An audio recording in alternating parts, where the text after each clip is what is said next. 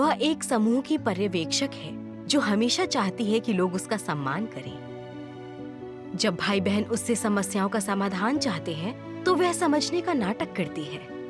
जब वह कमजोर होती है तो मजबूत होने का दिखावा करती है और लोगों से खुलकर बात नहीं करती। हर दिन खुद को छिपाने और दिखावा करने से उसका जीवन बहुत ही थकाऊ बन जाता है। परमेश्वर के वचनों के न्याय और प्रकाशन से वह अपने पाखंड को पहचानती है। अपना छद्म वेश उतारकर ईमानदार व्यक्ति बनने पर अंततः वह आजादी और मुक्ति का एहसास करती है।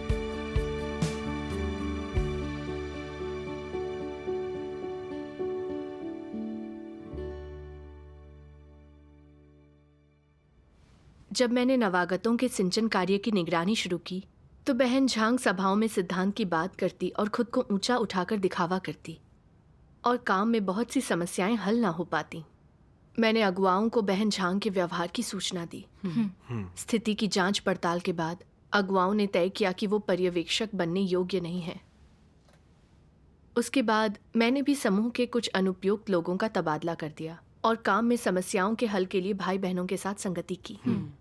2 महीने बाद काम में सुधार हुआ और हर कोई अपने काम में सक्रिय हो गया। परमेश्वर का धन्यवाद।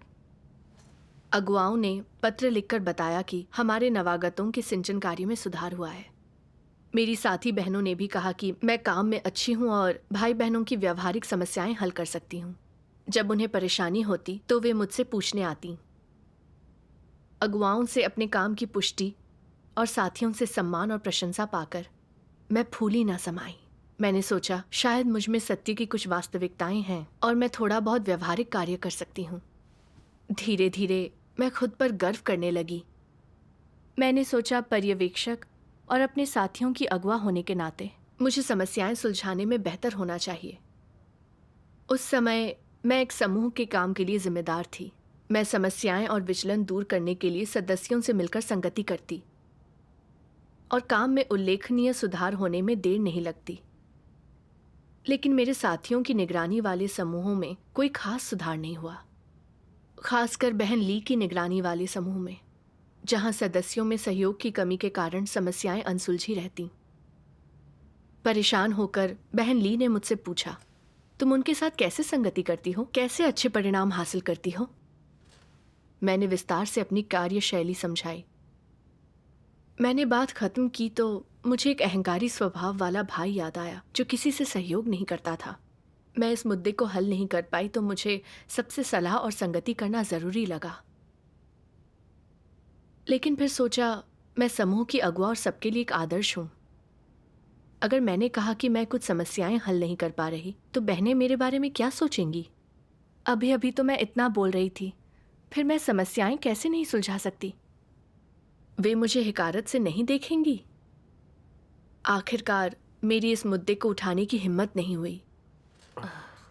इसके कुछ समय बाद हम जब भी काम पर चर्चा करते तो मैं बताती कि मैंने समस्याएं कैसे दूर की और क्या परिणाम हासिल किए, लेकिन अनसुलझी समस्याओं पर कुछ न कहती। इससे मेरे साथी ये सोचकर मेरा सम्मान करते कि मैं समस्याएं दूर कर सकती हूँ। वे ये भी कहते, तुम सत्य समझती हो और तुम में वास्तविकताएं हैं। क्या आपको एहसास हुआ कि आप गलत बयानी कर रही थी? अच्छा। हाँ। मुझ में उस समय थोड़ी जागरूकता थी तो मैं बस इतना कहकर बात को गोल कर जाती कि कुछ ऐसी समस्याएं हैं जो नहीं सुलझ पाईं। फिर एक समूह था जिसका काम प्रभावहीन था। भाई बहनों को काम में कुछ दिक्कतें आ रही थीं। तो बहन ली ने मुझसे कहा, मैं कई बार संगति करके भी उनकी समस्याएं दूर नहीं कर पाई। मुझे नकारात्मकता महसूस हुई। ये सुनते ही मेरा चेहरा लटक गया और मैं बहुत बेचैन हो गई, क्योंकि मैं भी कई बार जा चुकी थी लेकिन समस्याएं दूर नहीं कर पाई। मुझे बहुत मायूसी हो रही थी क्योंकि कोशिशों के बावजूद मैं समझ नहीं पाई कि समस्याएं दूर क्यों नहीं हुई। तो क्या आपने सबसे खुलकर बात की? हाँ।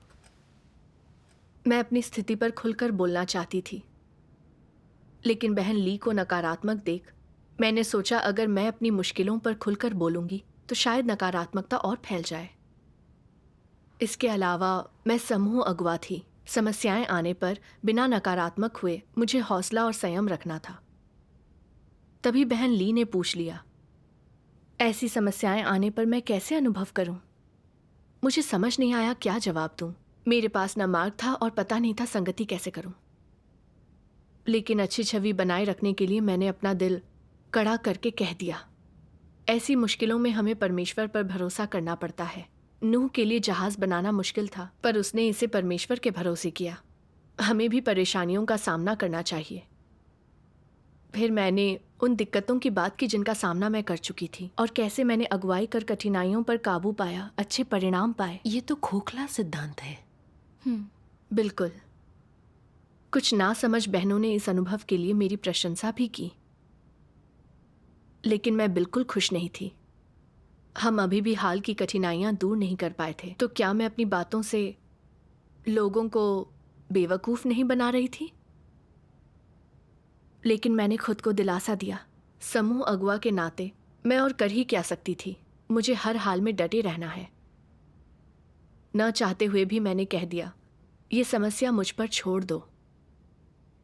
मुझे बिल्कुल पता नहीं था कि इसे कैसे संभालूं।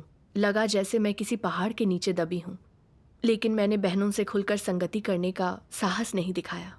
तभी बहन ली ने हम सबसे कहा, हमारी हाल की समस्याएं सुलझ नहीं पाई हैं। क्या हमें इस पर विचार नहीं करना चाहिए? सही है। बहन शिन ने कहा, इस पूरे समय हम तुम पर भरोसा करते रहे हैं। हमें लगता है कि तुम्हें सत्य की समझ है, इसलिए हम तुम पर निर्भर हैं। हमारी ये स्थिति बिल्कुल ठीक नहीं है। हाँ। तब बहन ली ने कहा, ये सच है। हमने तुम्हारे साथ जितने भी समय काम किया है, तुम अपनी भ्रष्टता की बात नहीं करती, सकारात्मक प्रवेश की बात करती हो। अब जब हमारे काम में इतनी सारी समस्याएं और कठिनाइयां आ रही हैं, तो हम दोनों नकारात्मक स्थिति में हैं। लेकिन तुमने कमजोरी नहीं दिखाई है। क्या तुम खुद को छिपा रही हो? उसकी ये बात सुनकर मेरा दिल बैठ गया। क्या ये सब मेरा खुद को छिपाने का नतीजा है? लेकिन मैं अभी भी बहुत भ्रमित थी। मैं समूह अगुवा हूं। अगर खुलकर कहूंगी कि मैं कमजोर महसूस कर रही हूं, तो क्या इससे नकारात्मकता नहीं फैलेगी? जैसे युद्ध में होता है, सेनापति के पतन के बाद सैनिक भी हथियार डाल देते हैं।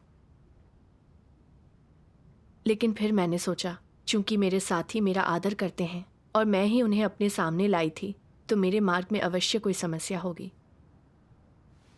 मुझे आत्मचिंतन करना चाहिए। हाँ। उस समय मुझे ये भी पता चला कि और भी कई लोग नकारात्मक स्थिति में हैं और हार मान लेना चाहते हैं, जिससे काम बुरी तरह प्रभावित हो रहा है। इन समस्याओं के चलते मुझे नकारात्मकता महसूस हुई। मैं व्यवहारिक समस्या का समाधान नहीं कर सकी। मैं एक नकली कर्मी थी जिसने कोई व्यवहारिक काम नहीं किया। मैं इतना महत्वपूर्ण काम संभाल नहीं पाई। इस तरह तो मैं परमेश्वर के घर के काम में बाधा ही बनूंगी। तो क्या आपने उन दिक्कतों पर भाई बहनों के साथ खुलकर संगति की ताकि आप उनका समाधान कर सकें? बताइए। नहीं। अंत में मैं संभाल नहीं पाई और अगुवाओं को अपना इस्तीफा सौंप दिया। इस्तीफा देकर मैंने आत्मचिंतन करना शुरू किया। मैं अपनी समस्याओं और परेशानियों पर खुलकर संगति क्यों नहीं कर पाती? खुद को छिपाती क्यों हूँ? ईमानदार क्यों नहीं हो पाती? फिर मैंने परमेश्वर के वचनों का एक अंश पढ़ा और अपने बारे में कुछ समझ हासिल की। आइए उसका एक वीडियो देखते हैं। बढ़िया।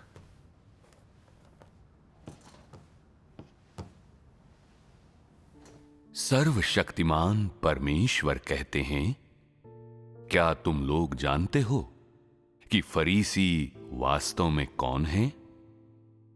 क्या तुम लोगों के आसपास कोई फरीसी है? इन लोगों को फरीसी क्यों कहा जाता है? फरीसियों का वर्णन कैसे किया जाता है? वे ऐसे लोग होते हैं जो पाखंडी हैं, जो पूरी तरह से नकली हैं और अपने हर कार्य में नाटक करते हैं। वे क्या नाटक करते हैं? वे अच्छे, दयालु और सकारात्मक होने का ढोंग करते हैं। क्या वे वास्तव में ऐसे होते हैं? बिल्कुल नहीं। चूंकि वे पाखंडी होते हैं, इसलिए उनमें जो कुछ भी व्यक्त और प्रकट होता है वो झूठ होता है। वो सब ढोंग होता है ये उनका असली चेहरा नहीं। उनका असली चेहरा कहां छिपा होता है?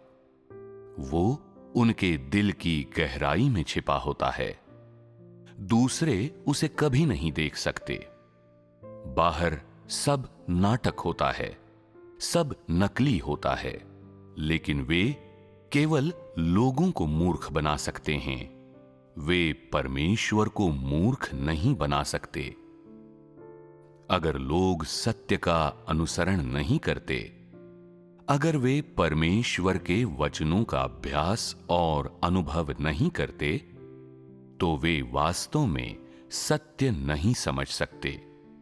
इसलिए उनके शब्द कितने भी अच्छे क्यों न हों, वे शब्द सत्य की वास्तविकता नहीं होते, बल्कि सिद्धांत के शब्द होते हैं। कुछ लोग केवल सिद्धांत के शब्द रटने पर ही ध्यान देते हैं।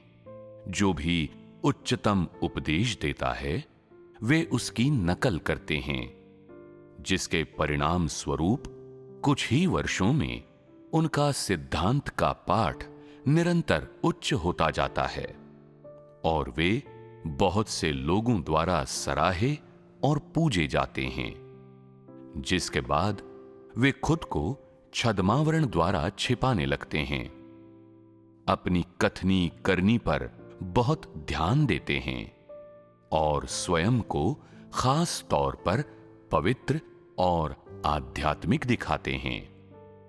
वे इन तथाकथित आध्यात्मिक सिद्धांतों का प्रयोग खुद को छद्मावरण द्वारा छिपाने के लिए करते हैं।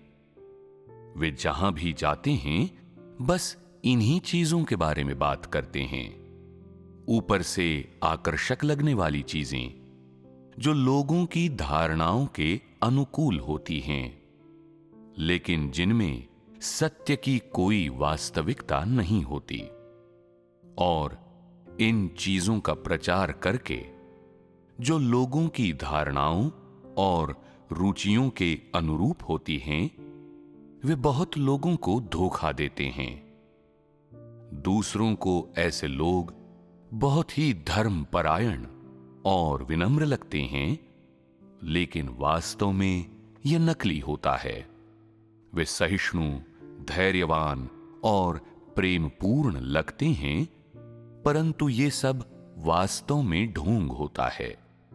वे कहते हैं कि वे परमेश्वर से प्रेम करते हैं, लेकिन वास्तव में ये एक नाटक होता है।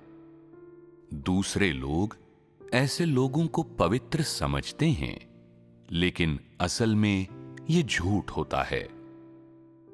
सच्चा पवित्र व्यक्ति कहां मिल सकता है? मनुष्य की सारी पवित्रता नकली होती है। वो सब एक नाटक, एक ढोंग होता है। बाहर से वे परमेश्वर के प्रति वफादार प्रतीत होते हैं, लेकिन वे वास्तव में केवल दूसरों को दिखाने के लिए कर रहे होते हैं। जब कोई नहीं देख रहा होता है, तो वे जरा से भी वफादार नहीं होते हैं, और वे जो कुछ भी करते हैं, वो लापरवाही से किया गया होता है।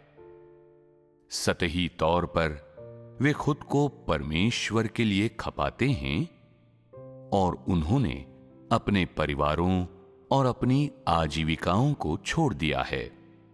लेकिन वे गुप्त रूप से क्या कर रहे हैं? वे परमेश्वर के लिए काम करने के नाम पर कलीसिया से मुनाफा कमाते हुए और गुप्त रूप से चढ़ावे चुराते हुए कलीसिया में अपना उद्यम संचालित कर रहे हैं और अपना कारोबार चला रहे हैं। ये लोग आधुनिक पाखंडी फरीसी हैं। आमीन। परमेश्वर के वचन फरीसियों का सार स्पष्ट रूप से प्रकट करते हैं। फरीसियों ने अपनी असलियत छिपाकर हर काम में लोगों को धोखा दिया, उन्हें गुमराह कर सम्मान पाने के लिए ऊपर से अच्छे काम किए। हाँ। मैंने सोचा मैं भी तो फरीसियों जैसा ही व्यवहार कर रही थी। सिंचन कार्य की निगरानी की शुरुआत से ही जब मैंने देखा कि समूह का काम ठीक से चल रहा है और काफी प्रभावी है, अगुआ और साथी मेरी प्रशंसा करते हैं, तो मुझे लगा मैं सत्य की वास्तविकताएं बेहतर समझती हूँ और अनजाने ही अपने बारे में ऊंची राय रखने लगी। मैं सोचती, निरीक्षक होने के नाते मुझे नकारात्मक ना होकर औरों से ज्यादा मजबूत होना चाहिए, भाई बहनों के लिए एक मिसाल बनना चाहिए। तो मैं हर काम में अपने आप को छिपा कर रखने लगी। जब बहन ली को दिक्कतें आईं और उसने मुझसे समाधान चाहा, तो मैंने समझने का नाटक किया, सिद्धांत के शब्दों में उत्तर दिया, ताकि बहनें भ्रमित होकर सोचें कि मुझ में सत्य की समझ है। जब मैं कठिनाइयां दूर नहीं कर पाई तो एकदम निराश हो गई, पर इस डर से कि भाई बहन मेरी कमजोरी ना देख लें, मैंने मजबूत होने का नाटक किया, जिससे मेरे साथी मेरा सम्मान करने लगे। उन्हें लगा कि मेरा आध्यात्मिक कद बड़ा है और मैं समस्या दूर कर सकती हूँ। भाई बहनों के सामने एक अच्छी छवि और ऊंचा रुतबा बनाए रखने के लिए मैंने कभी अपनी भ्रष्टता का जिक्र नहीं किया, और हर चीज़ सही चाहे मुश्किल क्यों ना हो। मैंने खुद को अच्छा दिखाने की कोशिश की, धोखा देने के लिए सही लगने वाले सिद्धांत इस्तेमाल किए। मैं अपनी समस्याएं और कठिनाइयां दूर नहीं कर पाई, यहाँ तक कि मैंने परमेश्वर के घर के काम में बाधा भी डाली। मैं अपना और दूसरों का नुकसान कर रही थी। दरअसल मैं पाखंडी फरीसियों के मार्ग पर चल रही थी। तब मुझे समझ आया कि परमेश्वर ने क्या कहा है। आम आदमी होने का अर्थ है तुम चिंता से मुक्त रह सकते हो और मन की शांति पा सकते हो। यही जीवन का सही मार्ग है।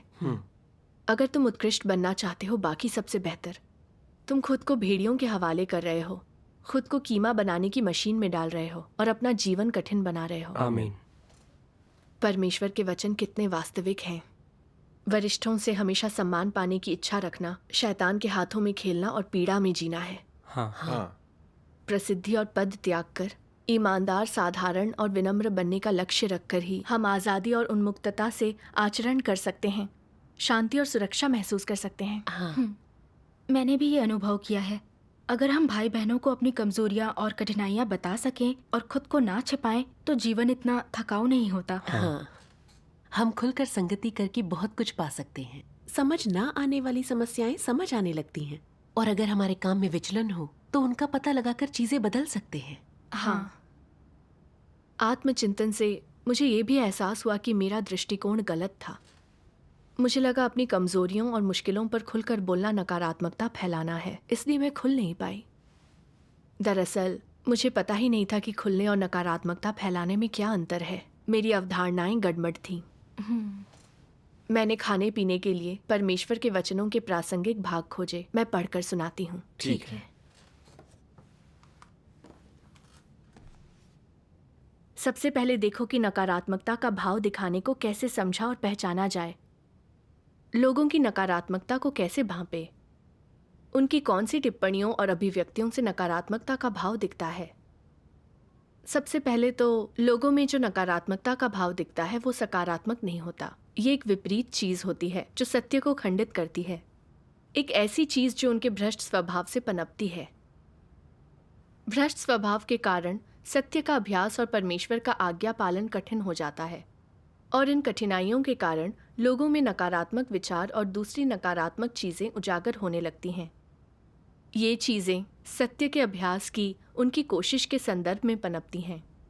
ये विचार और नज़रिए लोगों को सत्य के अभ्यास के समय बाधित करते हैं, और ये सब पूरी तरह नकारात्मक होते हैं। चाहे ये नकारात्मक विचार मनुष्य की धारणाओं के कितने ही अनुरूप क्यों ना हो और तर्कपूर्ण क्यों ना प्रतीत हों, ये परमेश्वर के वचनों की समझ से नहीं आते। परमेश्वर के वचनों के अनुभव और ज्ञान से तो बिल्कुल भी नहीं। इसके बजाय ये मनुष्य के दिमाग की देन होते हैं, और ये सत्य से बिल्कुल भी मेल नहीं खाते। इसलिए ये नकारात्मक विपरीत चीज़ें होती हैं। नकारात्मकता का भाव दिखाने वाले लोगों की मंशा सत्य का अभ्यास करने में अपनी विफलता के बहुत से निष्पक्ष कारण ढूंढने की होती है, ताकि वे दूसरे लोगों की हमदर्दी और सहमति पा सकें।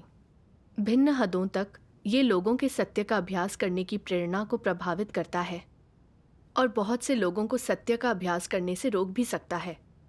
ऐसे परिणाम और प्रतिकूल प्रभाव इन नकारात्मक चीज़ों को विपरीत, परमेश्वर के प्रतिरोधी और सत्य के पूरी तरह विरुद्ध परिभाषित किए जाने के और भी ज़्यादा योग्य बना देते हैं। कुछ लोग नकारात्मकता का सार नहीं देख पाते, उन्हें अक्सर नकारात्मक होना सामान्य लगता है और इसका सत्य की खोज पर कोई खास प्रभाव नहीं पड़ता। ये गलत है। इसका बहुत बड़ा प्रभाव पड़ता है और अगर नकारात्मकता असहनीय हो जाए तो ये विश्वासघात में बदल सकती है। ये भयानक परिणाम सिर्फ नकारात्मकता की देन होता है। तो नकारात्मकता के प्रदर्शन को कैसे पहचानें और समझें? नकारात्मकता दिखाना यानी लोगों को छलना, उन्हें सत्य का अभ्यास न करने देना। ये लोगों को झांसा देने और गुमराह करने के लिए नरम हथकंडों और सामान्य प्रतीत होने वाले तरीकों का प्रयोग है। क्या इससे उन्हें नुकसान होता है? इससे उन्हें गहरी क्षति पहुंचती है और इसलिए नकारात्मकता का भाव दिखाना एक विपरीत चीज़ है। परमेश्वर इसकी निंदा करता है। ये नकारात्मकता का भाव दिखाने की सबसे सरल व्याख्या है। क्या नकारात्मकता में लोगों की अवज्ञा, असंतोष, शिकायतें और नाराज़गी शामिल नहीं है? उसमें बहुत गंभीर चीज़ें भी शामिल हैं, जैसे विरोध, प्रतिरोध, यहाँ तक कि पलट कर बहस करना। जिन टिप्पणियों में ये तत्व शामिल होते हैं उन्हें नकारात्मकता रिसने के रूप में परिभाषित किया जा सकता है। अनुभव साझा करने और उनके बारे में संवाद करने का अर्थ है ईश वचनों के अपने अनुभव और ज्ञान पर संगति करना। अपने हृदय के हर विचार, अपनी शारीरिक स्थिति और अपने में प्रकट होने वाले भ्रष्ट स्वभाव के बारे में बोलना और दूसरों को उन्हें समझने देना और फिर सत्य पर संगति के जरिए समस्या हल करना। जब अनुभवों के बारे में इस तरह संगति की जाती है तभी सबको लाभ होता है। केवल यही असली कलीसियाई जीवन है। आमीन। परमेश्वर के वचन पढ़कर मैं समझ गई। नकारात्मकता फैलाने का अर्थ है अपने भ्रष्ट स्वभाव से परमेश्वर के घर के काम में असंतोष, परमेश्वर के बारे में गलत फहमियां और शिकायतें व्यक्त करना, ताकि लोग परमेश्वर के बारे में धारणा बना लें, अनुसरण न करें, अपना कर्तव्य न निभाएं। सही है। अगर किसी की काट छांट कर उससे निपटा जाए तो हो सकता है वो बहस करे, ताकि लोगों में परमेश्वर के बारे में धारणाएं और गलत फहमियां पैदा हों। ये नकारात्मकता फैलाना है। हाँ। लेकिन खुलकर बोलना ईमानदार होना है। ये केवल सत्य का अभ्यास करने के अपने अनुभव पर संगति करना नहीं है। तुम्हें अपनी भ्रष्टता, कठिनाइयों, कमियों, मिलावट और अपने काम में गलत इरादों के बारे में भी खुलकर बोलना चाहिए, ताकि हर कोई उन्हें समझकर उनका विश्लेषण कर सके। बिल्कुल। खुलकर बोलने का मकसद अपनी समस्याएं, कठिनाइयां और अपना भ्रष्ट स्वभाव दूर करने के लिए सत्य खोजना है। ये एक सकारात्मक अभ्यास है। हाँ। अगर तुम्हें अपने काम में कठिनाई हो तो भाई बहनों से खुलकर बोलो, ताकि उन्हें दूर करने के लिए सब सत्य खोज सके। ये सत्य का अभ्यास करना है, नकारात्मकता फैलाना नहीं। सही है। संगति से मुझे उसके पीछे के इरादे और परिणाम भी समझ में आ रहे हैं। खुलकर बोलना, नकारात्मकता फैलाना दोनों एकदम ही अलग चीजें हैं। सत्य के इस पहलू को अच्छी तरह समझकर हम जान जाएंगे कि आगे अभ्यास कैसे करना है। सही है। जब मैंने सत्य के इस पहलू को समझ लिया तो मैंने सजगता पूर्वक अपनी भ्रष्टता और कमियों के बारे में खुलकर बात की और उन्हें दूर करने के लिए सत्य की खोज की।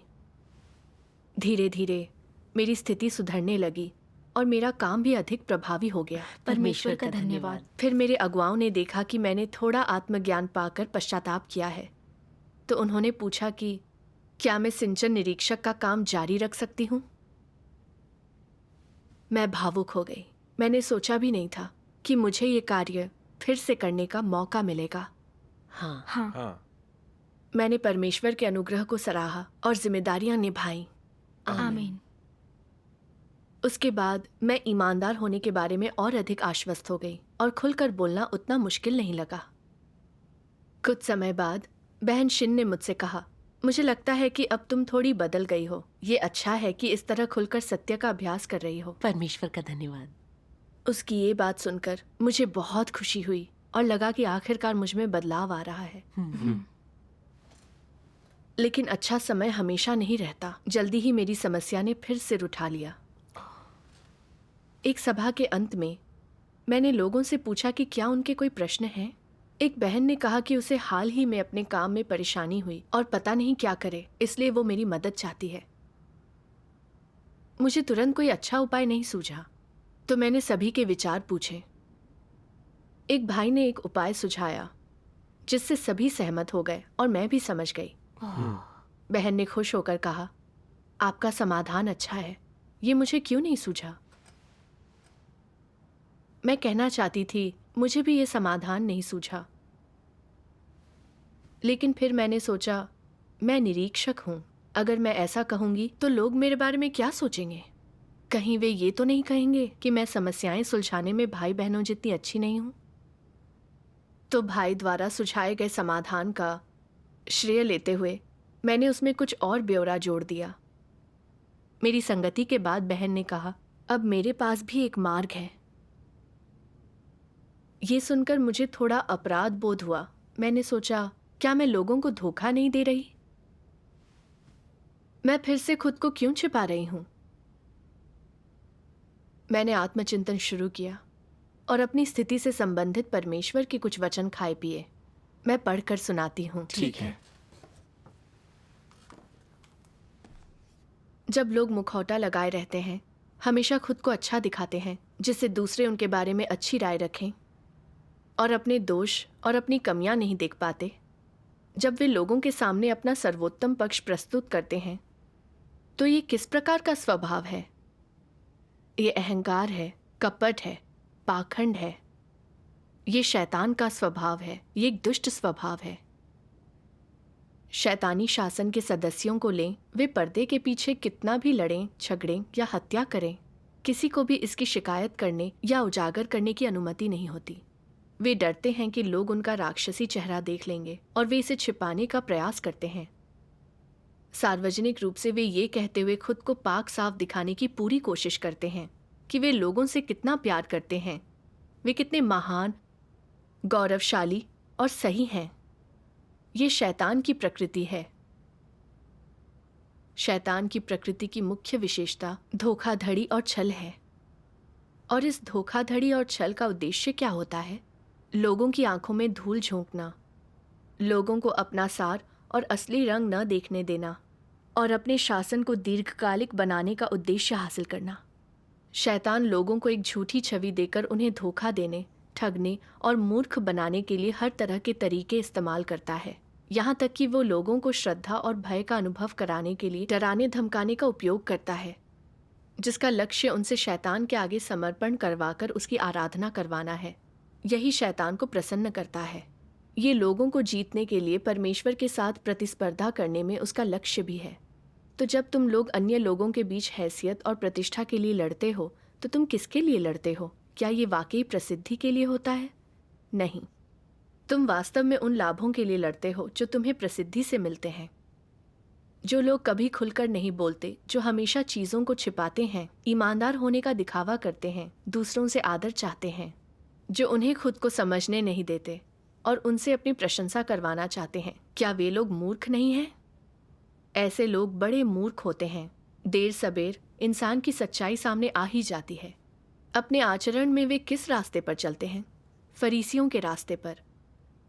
ये पाखंडी आखिर खतरे में हैं या नहीं? परमेश्वर इन सबसे अधिक घृणा करता है, तो वे तुम्हें खतरे में नहीं लगते? वे सब जो फरीसी हैं, दरअसल वे विनाश के मार्ग पर चलते हैं। आमीन। आमीन। परमेश्वर के वचनों पर विचार कर मैं समझ गई कि खुद को छिपाने की असली वजह अपना सिक्का जमाना, लोगों का सम्मान पाना, लोगों पर रोब जमाना, उन्हें नियंत्रित कर अपनी स्थिति मजबूत करना है। ये अहंकार और दुष्ट स्वभाव होने के साथ परमेश्वर का विरोध करने के मार्ग पर चलना है। हाँ। जहाँ तक बहन की समस्या का सवाल है, मुझे उसका समाधान नहीं पता था, लेकिन मुझे डर था कि अगर ये बात भाई बहनों को पता चली तो वे मेरा सम्मान नहीं करेंगे। इसलिए मैंने अपने विचार दूसरे के ज्ञान में जोड़कर उसे अपना कह दिया और ये दिखाना चाहा कि मुझ में बोध, सत्य की समझ और उसकी वास्तविकताएं हैं। मैंने छल से सबका सम्मान पाना चाहा और लगा कि वे मेरी प्रशंसा करेंगे और मुझ पर निर्भर रहेंगे। मैं फरीसियों के मार्ग पर चल रही थी। फरीसी पाखंडी धोखेबाज थे। परमेश्वर ने उनकी निंदा कर उन्हें धिक्कारा था। परमेश्वर का अपमान नहीं किया जा सकता, इसलिए अगर मैंने पश्चाताप नहीं किया तो परमेश्वर मुझे धिक्कारेगा और दंड देगा। छद्मवेश का सार और परिणाम गंभीर होते हैं। हाँ, हमारे कर्तव्य में कमियां, विचलन और गलतियां होना आम बात है, शर्म की बात नहीं। लेकिन अगर तुम प्रशंसा पाने के लिए चीजों पर पर्दा डालोगे और अपनी असलियत छुपाओगे तो ये चालाकी और धोखेबाजी होगी। ये दुष्ट स्वभाव है और परमेश्वर इसकी निंदा करता है। सही है। जब मैंने समस्या की गंभीरता देखी तो थोड़ी डर गई। मैंने प्रार्थना की कि मैं पश्चाताप करना चाहती हूँ। फिर मैंने परमेश्वर के वचनों का एक अंश पढ़ा, जिससे मुझे पता चला कि पदोन्नति से कैसे पेश आना चाहिए। हाँ। आइए एक और वीडियो देखते हैं। बढ़िया। सर्वशक्तिमान परमेश्वर कहते हैं, कुछ लोगों को कलीसिया द्वारा बढ़ावा दिया जाता है और उनका विकास किया जाता है, और ये एक अच्छी चीज है। ये प्रशिक्षित होने का एक अच्छा मौका है। ये कहा जा सकता है कि उन्हें परमेश्वर द्वारा ऊंचा उठाया और अनुग्रहित किया गया है। तो फिर उन्हें अपना कर्तव्य कैसे निभाना चाहिए? पहला सिद्धांत है सत्य को समझना, जिसका उन्हें पालन करना चाहिए। अगर उन्हें सत्य की समझ न हो तो उन्हें सत्य की खोज करनी चाहिए, और अगर वे खोजने के बाद भी नहीं समझते तो वे संगति और खोज करने के लिए किसी ऐसे इंसान की तलाश कर सकते हैं जो सत्य समझता है। इससे समस्या का समाधान अधिक तेजी से और समय पर होगा। अगर तुम केवल परमेश्वर के वचनों को अकेले पढ़ने और उन वचनों पर विचार करने में अधिक समय व्यतीत करने पर ध्यान केंद्रित करते हो ताकि तुम सत्य की समझ प्राप्त कर समस्या हल कर सको, तो ये बहुत धीमा है। जैसी कि कहावत है, दूर रखा पानी तत्काल प्यास नहीं बुझाएगा। अगर सत्य की बात आने पर तुम शीघ्र प्रगति करना चाहते हो तो तुम्हें दूसरों के साथ सामंजस्य में काम करना, अधिक प्रश्न पूछना और अधिक तलाश करना सीखना होगा। तभी तुम्हारा जीवन तेजी से आगे बढ़ेगा और तुम समस्याएं समय पर बिना किसी देरी के हल कर पाओगे। चूंकि तुम्हें अभी अभी पदोन्नत किया गया है और तुम अभी भी परिवीक्षा पर हो और वास्तव में सत्य को नहीं समझते, या तुम में सत्य की वास्तविकता नहीं है, चूंकि तुम्हारे पास अभी भी इस कद की कमी है, तो ये मत सोचो कि तुम्हारी पदोन्नति का अर्थ है कि तुम में सत्य की वास्तविकता है। ये बात नहीं है। तुम्हें पदोन्नति और पोषण के लिए केवल इसलिए चुना गया है क्योंकि तुम में कार्य के प्रति दायित्व की भावना और अगुवा होने की क्षमता है। तुम में ये भावना होनी चाहिए। अगर पदोन्नत और उपयोग किए जाने के बाद तुम अगुवा या कार्यकर्ता के पद पर बैठ जाते हो और मानते हो कि तुम में सत्य की वास्तविकता है और तुम सत्य का अनुसरण करने वाले इंसान हो, और अगर चाहे भाई बहनों को कोई भी समस्या हो, तुम दिखावा करते हो कि तुम उसे समझते हो और कि तुम आध्यात्मिक हो, तो ये बेवकूफी है और ये पाखंडी फरीसियों जैसा ही है। तुम्हें सच्चाई के साथ बोलना और कार्य करना चाहिए। जब तुम्हें समझ न आए तो तुम दूसरों से पूछ सकते हो या उच्च से उत्तर मांग सकते हो और उसके साथ संगति कर सकते हो। इसमें से कुछ भी शर्मनाक नहीं है। अगर तुम नहीं पूछोगे तो भी उच्च को तुम्हारे वास्तविक कद का पता चल ही जाएगा और वो जान ही जाएगा कि तुम में सत्य की वास्तविकता नदारद है। खोज और संगति ही वे चीजें हैं जो तुम्हें करनी चाहिए। यही वो भाव है जो सामान्य मानवता में पाया जाना चाहिए। और यही वो सिद्धांत है जिसका पालन अगुवाओं और कार्यकर्ताओं को करना चाहिए। ये शर्मिंदा होने की बात नहीं है। अगर तुम्हें यह लगता है कि जब तुम अगुवा बन जाते हो तो हमेशा दूसरों से या ऊपर वाले से सवाल पूछते रहना या सिद्धांत न समझना शर्मनाक है, और नतीजतन अगर तुम ये दिखावा करते हुए ढोंग करते हो कि तुम समझते हो, जानते हो, काम करने में सक्षम हो, तुम कलीसिया का कोई भी काम कर सकते हो, और किसी को तुम्हें याद दिलाने या तुम्हारे साथ सहभागिता करने या किसी को तुम्हें पोषण प्रदान करने या तुम्हारी सहायता करने की आवश्यकता नहीं है, तो ये खतरनाक है और ये बहुत अहंकार और आत्मतुष्टि है। समझ की बहुत कमी है। तुम अपना माप तक नहीं जानते, और क्या ये तुम्हें मूर्ख नहीं बनाता? ऐसे लोग वास्तव में परमेश्वर के घर द्वारा पदोन्नत और पोषित किए जाने के मानदंड पूरे नहीं करते, और देर सबेर उन्हें बदल दिया जाएगा या त्याग दिया जाएगा। आमीन। परमेश्वर के वचन पढ़कर मैं समझ गई। परमेश्वर ये अपेक्षा नहीं करता कि मैं सर्वज्ञ बनूं। परमेश्वर चाहता है कि मैं अपने कर्तव्य में इरादे सही रखूं, अपना काम पूरी तन्मयता से करूं, और चाहे मुझ में कितनी भी कमियां हो, भाई बहनों के साथ खोजूं, संगति करूं और सहयोग करूं। यही विवेकपूर्ण बर्ताव है। हाँ, लेकिन मैं अभिमानी और अज्ञानी थी और सोचती थी कि मुझे भाई बहनों से ऊपर होना चाहिए और हर समस्या का समाधान पता होना चाहिए। नतीजतन मैंने खुद को छिपाया, अच्छी छवि पेश की, चीज़ों को समझने का नाटक किया, व्यर्थ की भाग दौड़ कर परमेश्वर के घर के कार्य में बाधा डाली। मैं बेहद बेशर्म थी। मेरे विचार हास्यास्पद और बेतुके थे। निरीक्षक बनाकर परमेश्वर ने मुझे अभ्यास करने और विकसित होने का अवसर दिया। मेरी पदोन्नति का कारण मेरी समझ औरों से ज्यादा होना नहीं था। यह ये सिद्ध नहीं करती थी कि मेरी पहचान और हैसियत औरों से ऊंची है। मैं भी भाई बहनों जैसी ही थी। बहुत से सत्य मैं समझ नहीं पाती थी, बहुत सी समस्याएं मैं दूर नहीं कर पाती थी। मुझे कुछ ही मामलों की समझ थी, और वो भी परमेश्वर का प्रबोधन था, ये नहीं कि मुझ में कोई वास्तविकता थी। सही है। पर मुझे अपनी औकात पता नहीं थी। अपनी प्रतिष्ठा और हैसियत बनाए रखने के लिए मैंने अच्छी छवि बनाने के अलावा कुछ नहीं किया। सत्य की वास्तविकताओं में प्रवेश करने के बजाय मैं और भी दुष्ट, चालाक और अभिमानी होती चली गई। मैं कितनी मूर्ख थी।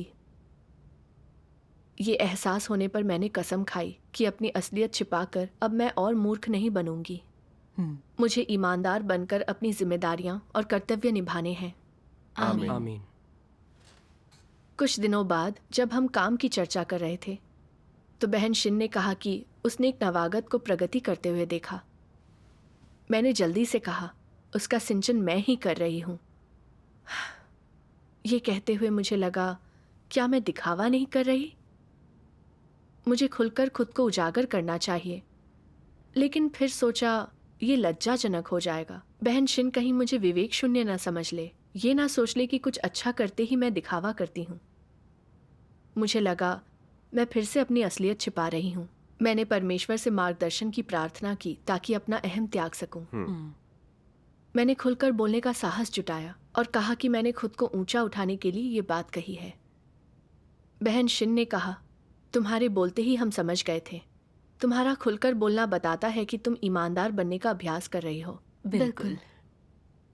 उसकी बात सुनकर मैं लज्जित हो गई, लेकिन लगा कि अगर मैं अपनी असलियत छिपाकर धोखा ना दूं और ऐसे ही स्पष्ट बोलूं तो मुझ में सुरक्षा और मुक्ति की भावना आएगी। परमेश्वर का धन्यवाद, ऐसा अभ्यास अच्छा है। हाँ, ये सच है। मैंने एक तथ्य स्पष्ट देखा। पहले मैं अपनी भ्रष्टता उजागर करने के बजाय हमेशा खुद को छिपा कर रखना चाहती थी। सोचती थी कि अगर लोग न देख पाएं तो मेरी छवि बनी रहेगी। लेकिन ये खुद को धोखा देना और खुद को मूर्ख बनाना था। सही है। परमेश्वर सब कुछ देखता है। मैं कितना भी दिखावा करूं, परमेश्वर चीजों को साफ देख लेता है। मैं उजागर हो ही जाऊंगी। फिर भाई बहन भी परमेश्वर के वचन सुनकर धीरे धीरे सत्य समझ रहे हैं। वे लोगों को पहचानने में सक्षम हो रहे हैं और हर तरह के शैतानी स्वभावों की अभिव्यक्तियां भी देख सकते हैं। तो मैं अपनी असलियत कितनी भी छिपाऊं, सत्य समझने वाले तुरंत उसे पहचान लेंगे। बिल्कुल। मैं अब और भी आश्वस्त हो गई कि जो लोग सत्य का अनुसरण करते हैं, शुद्ध और ईमानदार होते हैं, सीधे सादे और विनम्र होते हैं, वे दरअसल बुद्धिमान होते हैं जिन्हें परमेश्वर और लोग पसंद करते हैं। और यही प्रकाश पथ है जिसकी ओर परमेश्वर ने इशारा किया है। यही सच है। परमेश्वर का धन्यवाद।